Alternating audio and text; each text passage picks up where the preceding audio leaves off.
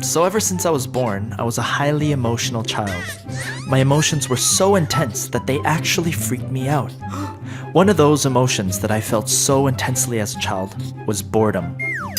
In elementary school, I often found it painfully understimulating to listen to the teacher.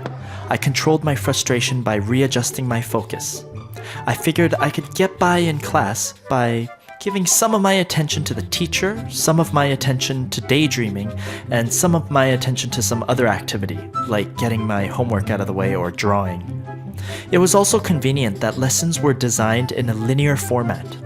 All I had to do was listen for the speaker's main point, and then tune my attention in or out depending on whether or not I already knew the material.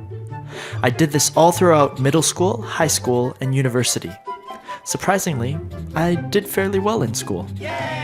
Other than school, my parents let me quit everything else that I got bored of. Never having to commit to anything boring and understimulating, I have lived a pretty exhilarating life, chasing fun wherever it was. But little did I know, all along I was actually doing myself a disservice. Rather than learning how to live with this difficult feeling of boredom and understimulation, I was constantly escaping it. So every time this difficult feeling would come, I would feel it so intensely that it would overwhelm me every time, and I started to see some problems in my life. I have difficulty staying still and paying attention to a speaker in a lecture setting, especially if the speaker presents more than 3 main points, frequently goes off on a tangent, and speaks for longer than an hour. I have difficulty staying still and silently listening to others in group sharing circles. One time I went to a meetup group for highly sensitive people, and we started the meeting by introducing ourselves.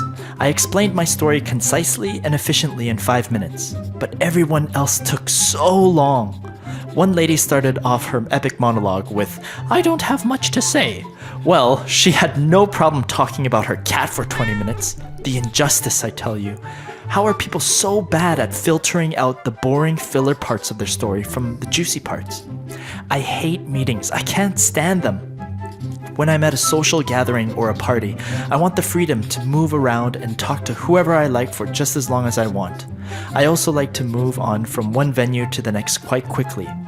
But if we are all sitting in our seats at a loud restaurant and it's only possible for me to have a real conversation with the people next to me, boredom kicks in real fast and I feel the need to escape. In these settings, I get really stressed out. My heart starts racing, my leg starts to shake, my eyes and face twitch, I scratch my head, I start displaying all kinds of physical signs of stress, and I feel like running full speed into a wall. I also have difficulty absorbing and remembering other people's instructions if it's not so interesting to me. Growing up, my dad got upset at me quite a lot because of this. "How many times must I tell you to do something before you finally do it?" he would say. The same problem arises in the workplace if I'm not super passionate about my job.